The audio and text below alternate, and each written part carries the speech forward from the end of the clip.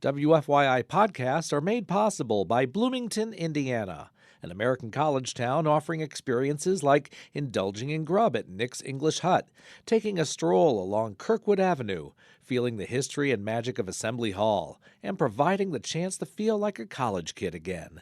Plan your trip at visitbloomington.com. This is WFYI News Now. It's July 1st, and I'm Abriana Herron. On today's show, a new report shows affordable housing is further out of reach for Hoosiers. IPS approves a resolution reaffirming support of the LGBTQ+ community. What we learned from the annual count of people experiencing homelessness. And Indiana moves to carry out a state execution for the first time in about 15 years. This is an unnecessary political game. Those stories coming up, but first, Purdue local and state officials gathered at Monument Circle on Thursday to celebrate the launch of the university's campus in Indianapolis. As WFYI's Ben Thorpe reports, officials say the IUPUI split will create more jobs and opportunities in the capital city. The split was first announced 2 years ago, with both Purdue and Indiana University using the intervening time to plan the separation of the joint venture in Indianapolis. Governor Eric Holcomb calls the split transformational. It's exciting for Indiana University, it's exciting for Purdue University, it's exciting for Indiana. Students in Indianapolis will still receive their degrees through the university's West Lafayette campus. Purdue President Mung Chang says the hope is to keep students in Indiana and attract businesses to the city.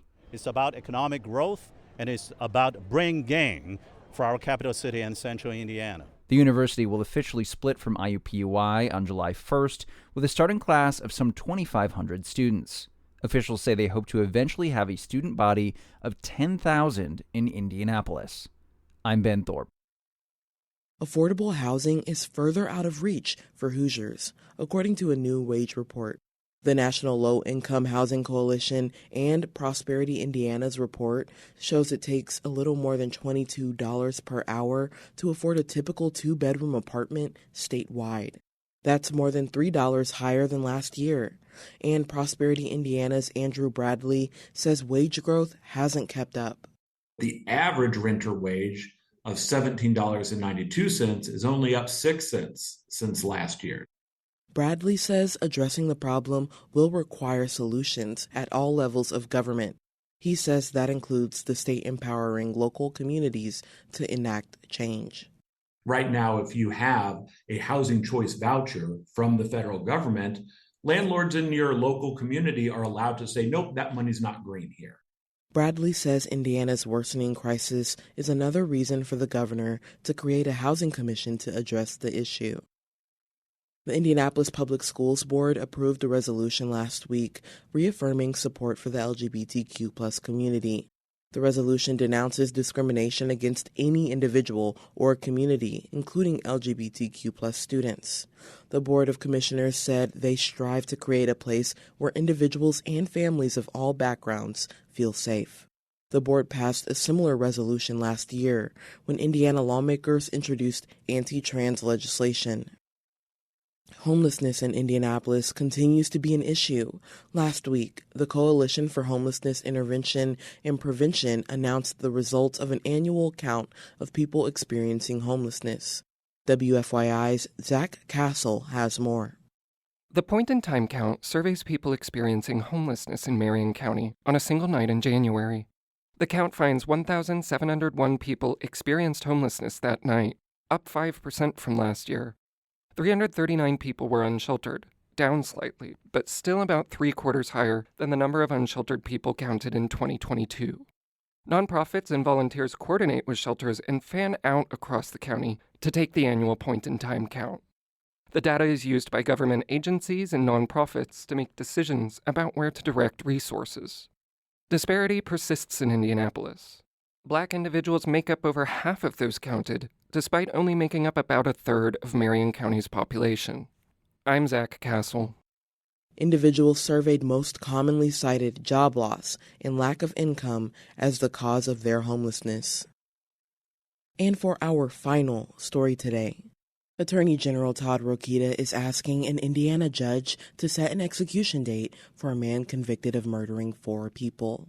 It's not clear when the execution of Joseph Corcoran would take place, but it would be the first at the state level in about 15 years. The Indiana Corrections Department says it's managed to obtain a supply of anti-seizure medication called pentobarbital.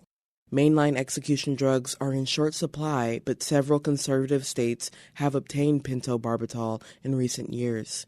It's not clear where Indiana found its drugs. Executing states tend to keep their suppliers secret whenever possible. Abe Bonowitz is Executive Director of Death Penalty Action, a national group that opposes capital punishment and tracks sourcing of execution drugs. We know that attorneys general talk to each other. Somebody's come up with a source that is still viable. Frankly, you can get this stuff from veterinarians' offices, theoretically. Bonowitz also rejected Governor Eric Holcomb's justifications for bringing back the punishment. He says Indiana is capable of both holding people accountable for serious crimes and keeping the public safe from future violence. Right now, if you have a housing choice voucher from the federal government, landlords in your local community are allowed to say, nope, that money's not green here. In a statement, Holcomb said he was fulfilling his duty to, quote, follow the law and move forward appropriately in this matter, unquote. The governor also said that the death penalty provides justice for victims in society's most heinous crimes and serves to hold perpetrators accountable. The last time Indiana carried out a state execution was in 2009.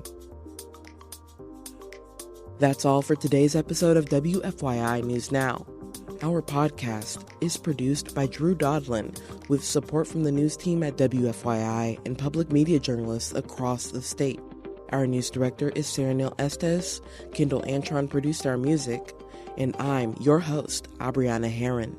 If you like today's episode, remember to subscribe and share, and follow WFYI on Instagram, Facebook, and YouTube to check in on our newsroom throughout the day. Thanks for listening. We'll be back tomorrow.